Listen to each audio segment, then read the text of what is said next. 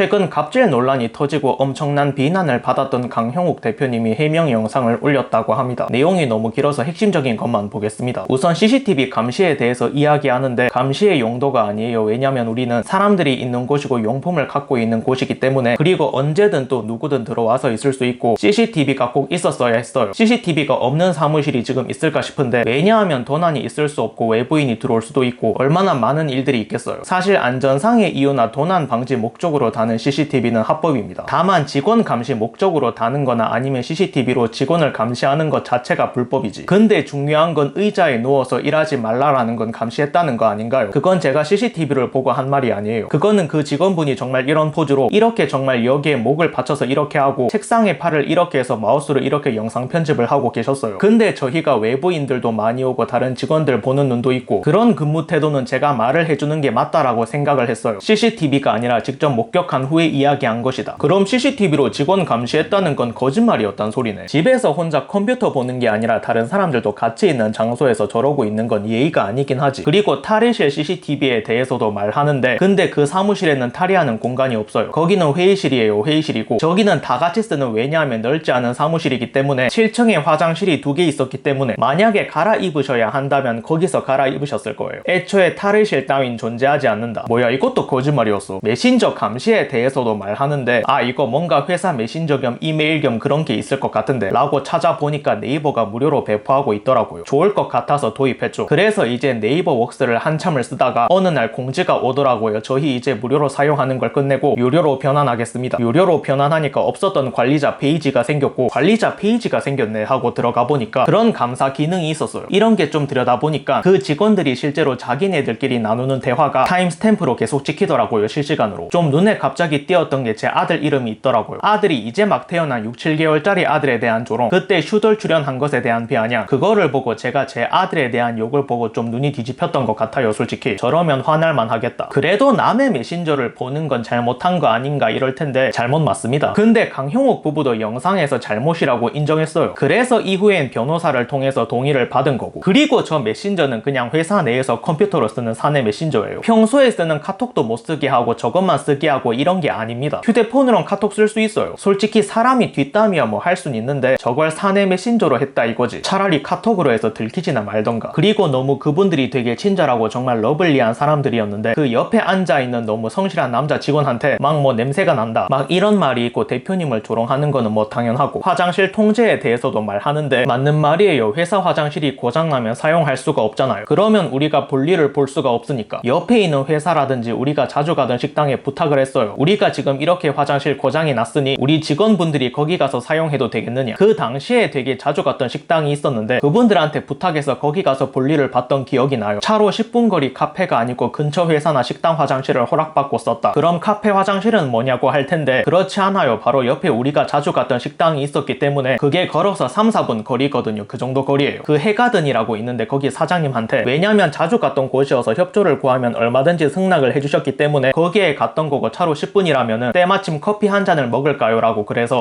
커피 먹을 겸 해서 거기 화장실을 썼었던 것 같아요. 맨날 간 것도 아니고 어쩌다 한 번 간 것 뿐이었네. 싹 다 날조였나? 명절 선물 배변 봉투 썰에 대해서도 말하는데, 맞아요. 그거는 사실 되게 재밌는 일 중에 하나예요. 이게 어떤 거였냐면, 우리는 대부분 명절 때 차세트나 꿀을 선물을 해줬어요. 근데 직원분들이 대부분 자취하시는 분들이다 보니까 별로 좋아하지 않으시더라고요. 그래서 여쭤봤고, 스팸 좋아하신다고 해서 그러면 스팸 선물 세트를 사야지라고 해서 스팸 선물 세트를 샀는데 우리가 발주 실수를 한 거예요. 이렇게 한 사람 한 사람 네모난 박스에 예쁘게 나열되어 있는 그런 스팸 세트가 아니라 우리가 이마트나 대형마트에서 파는 묶음, 그 6개, 4개짜리 묶음 스팸이 온 거예요. 근데 그 스팸이 정말 엄청나게 많이 왔었어요. 그래서 와 이거 뭐지, 왜 이렇게 잘못됐지, 이거 발주 잘못됐구나 싶어서, 보통 명절은 배송이 늦잖아요. 이게 반품하기도 힘들고 다시 재주문하기도 힘들고, 그래서 우리가 직원분들한테 미안하다, 이게 발주 실수가 됐다, 여러분 이거 나눠 가져가셔라 라고 했어요. 그래서 어떤 사람은 많이 가져가고 어떤 사람은 적게 가져가고 이랬다고 합니다. 봉투는 검은 봉투였다고 하는데 이거를 다른 용도로 쓰고 배변 봉투로 쓰고 그런 거지. 아무튼 그렇습니다. 강형욱 대표님이 법적 대응할지 안 할지는 모르겠는데 아마 폭로자는 각오하는 게 좋지 않을까. 아니면 본인도 반박해야겠죠. 마지막으로 영상이 좋으셨으면 구독과 추천 부탁드립니다. 결론입니다. 왠지 잠수 탈 것 같기도 하고